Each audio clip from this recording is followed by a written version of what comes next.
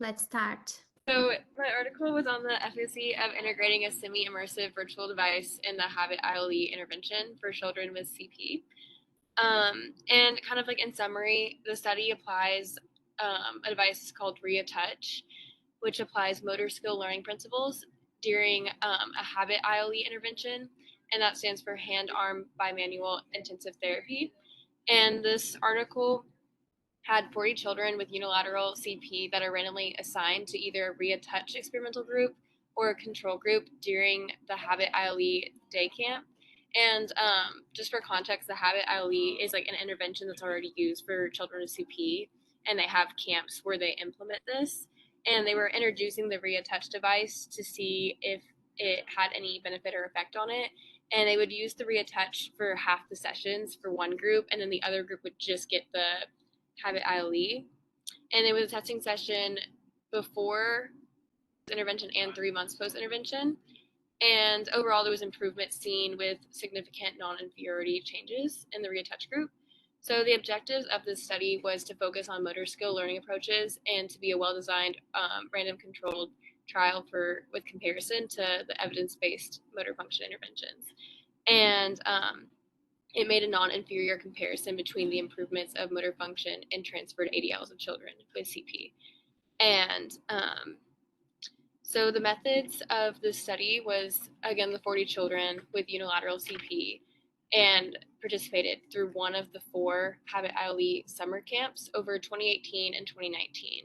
And the requirements for the study was you had to be diagnosed with unilateral CP, 5 to 18 years old, and could hold light objects and have cognitive ability for the games. And then exclusion criteria include the seizures, Botox injections, or surgery that was 6 months prior, or other problems that could get in the way of the results.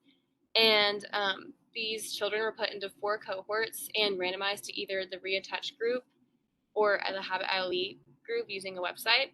And the ReaTouch, just to talk more about the 2 interventions that were used, it's a 45-inch reactive adjustable screen that plays a variety of games that promote task practices, and I'll show a picture on the next page.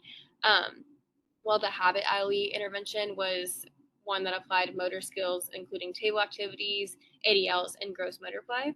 And the sessions were 90 to 120 minutes and were recorded and scored by 3 examiners at the end. So here's a picture of the ReaTouch intervention that was used.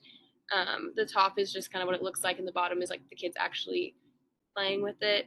And the results, 2 withdrew from the study, and 2 children from each group had incomplete data. But overall, the engagement was really good. It was at 94.6 for the ReaTouch group and 94.9 in the Habit ILE group. And the ReaTouch group was found to have stayed in standing position longer, while the Habit ILE group was spent more time in functional activities. And there was no significant differences for the activity durations of the 2 groups, and significant non-inferiority changes were seen for hand dexterity.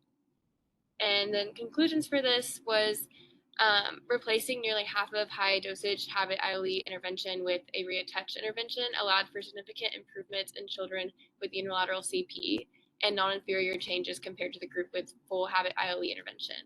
And the improvements can be seen in upper extremity ability, ADL transfers, and functional goals.